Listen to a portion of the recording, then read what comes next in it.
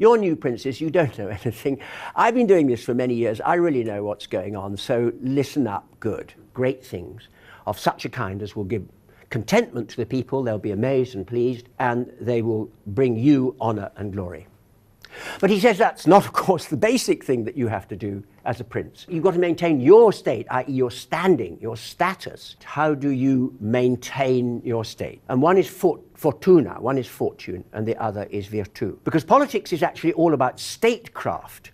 It's not about institutions about which you might have rules and even predictions. But he's saying, no, this is about leadership. The first thing that you have to understand if you're a political leader is you need so much luck. You need buona fortuna. And you need luck in all sorts of ways. First of all, you need to suit the times. It says if you don't suit the times, you're ridiculous. You're going to look silly unless you suit I tempi, the times. The idea of time as not just duration. There is a time for this, there is a time for that. Because he had the chance to display his great powers, to know how to get lucky. Fortune is a power that is susceptible of alliance. You can do something, as we would say, commercializing the idea, you can make your fortune. It's like a river. That's treacherous. Foresight, prudence. That's how to get lucky. Fortune is a woman. Conquest, you're trying to win, be audacious. It's always better to have done something and repented than not to have done it and repented. Go for it. That's how to get lucky. You won't get lucky unless you go for it. You may not get lucky, but you may get lucky. The figure of the virtuoso. Well, of course, in general, we mean something who can do something absolutely amazing in public. The name of that set of qualities which enable you to deal with misfortunes, to ally with fortune, and to rise to glory while maintaining your state. Prudence, that's to say practical wisdom, and courage, temperance, and most justice. Now, justice is the distinctively human virtue. That's the first thing he wants you to know. I mean, animals have courage, of course, and they might even have temperance, who knows. But they don't have justice. Injustice is unworthy of humankind. It's brutal. You're being a brute. It's beastly. You're being a beast. You're not being a man. So notice man, woman, but also man, beast. Very important. Two forms of injustice. One is using force instead of law.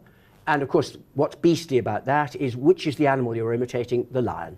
That's the image of pure force. Even worse and contrary to justice is fraud. And which is the animal you're imitating then? The fox. Honesty is the best policy. Always be just. Why always be just? Well, in politics, you're on a stage. You are seen by everyone. They can see what's going on. You're always on display. You've got nowhere to hide. Public life, and that's the force of the image. You are in front of an audience all the time. So you better behave. And if you don't behave, your sins will find you out. Yeah, but there's a much more important reason why you must always be just, which is that there's a day of judgment. If you have seriously sinned as a ruler, that will be declared at the day of judgment, and you will be penalized, and then you'll be sorry that you weren't just. It's always rational to be moral. And the great thing about generosity is it's better than justice. Mercy, so clemency again, it's better than justice. So you have these two so-called princely virtues. How should a prince behave towards other princes and his subjects? Liberality and clemency and justice is that we live in corrupt times and we often misunderstand the virtues. The virtue of liberality is misunderstood. People think it means giving enormous gifts to a small number of people. That's extravagance. Extravagance is the name of a vice, not a virtue. So you've misunderstood the virtue. Now we think we're very civilized, and so what we think is clement is just not punishing. That's being troppo facile. That's being too easygoing, I suppose would be the best translation. That you can always manipulate the terminology of virtue and vice. Or, well, that was really courageous. And that wasn't courageous, that was just reckless.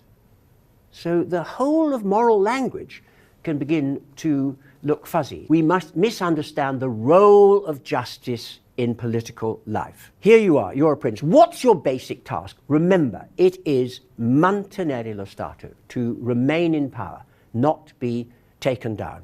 And of course, to use your power to do great things. And hovering is an almost impious thought, the power and the glory. You're using power for glory. Wake up, this is an unjust world. If you always behave justly in an unjust world, you will lose your state. Praiseworthy it is for rulers to keep their promises and live uprightly. Nevertheless, no rules. I mean, there's always an exception. Nevertheless, experience shows that in our time, the rulers who have done gran cose, who have done great things, have held the keeping of their word and the maintenance of justice of little account. I say there are two ways of contending. One is by law, but the other is by force. The first, it's true, is appropriate for men, and the second for beasts. But the former is insufficient, so the prince must have recourse to the latter. So a ruler must know how to imitate beasts as well as employing manly methods. Since a ruler must know how to act like a beast, he'd better know which to imitate. And I say he should imitate both the lion and the fox. A prudent ruler, therefore, is not going to keep his word, and nor should he, when that will endanger his stato. This advice would not be good if men were good, but they are not and will not keep their promises to you, so you should not necessarily keep your promises to them. It is those who are best able to imitate the fox who succeed best. There is such a great distance between how we live and how we ought to live that anyone who sets aside what is done for what ought to be done learns more quickly what will ruin him than maintain his state. A man who wishes to make a profession of doing good in all things will be ruined amongst the many who are not good. To be not good, to act contrary to justice. You must only act like this if it's necessary. This is not advice to a mafia boss. This is advice in extremis. That's to say, where it is indispensable to preserving your state, you must be willing to act against the dictates of justice. Not otherwise. You've got to seem to be good.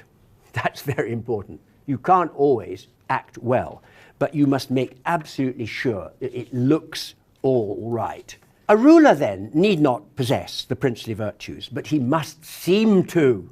Indeed, I shall be so bold as to say that having and always cultivating them is harmful, but seeming to have them is indispensable. You must seem merciful, you must seem trustworthy, but if it becomes necessary to refrain, you must be prepared to act in the opposite way. Always rational to be honest. I mean, honesty is the best policy. It's rational to behave justly because you are on stage as a leader. People are going to see everything you do. They'll soon find you out. This is extremely naive. In these days and in these matters, men judge more by their eyes than by their hands. Everyone is capable of seeing you, but few really touches you. Everyone can see what you appear to be. No one much has direct experience of how you really are, and those will not dare to challenge the popular perception. With regard to all actions, but especially those of rulers, men pay attention to the outcome.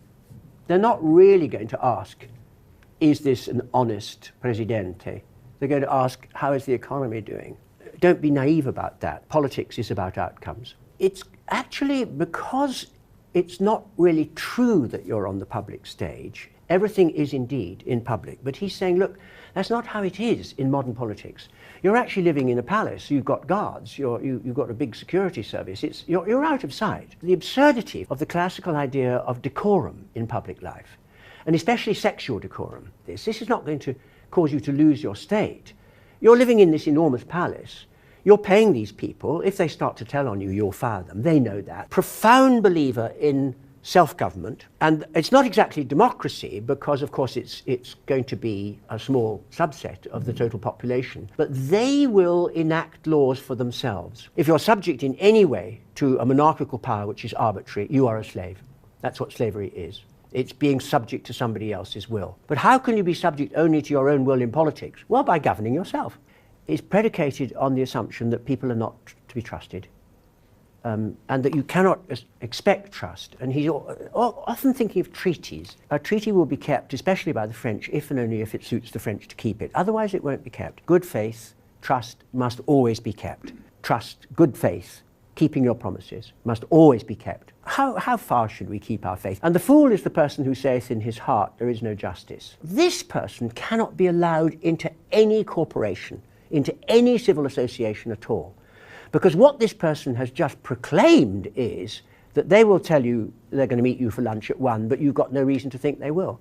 But this is someone you can't contract with. But if you can't contract with them, you can't have any social relations at all. He's also someone who has a passion for not seeming naive. He likes not to be shocked. The foundation of corruption is putting your interests, sectional or personal or party or corporate, above the public interest. Because unless you put the public interest first, there will be no success of running a civil society, is how easy it is to corrupt people. And that's why he's a great enemy of the rich. He says the rich will always bribe you. As the rich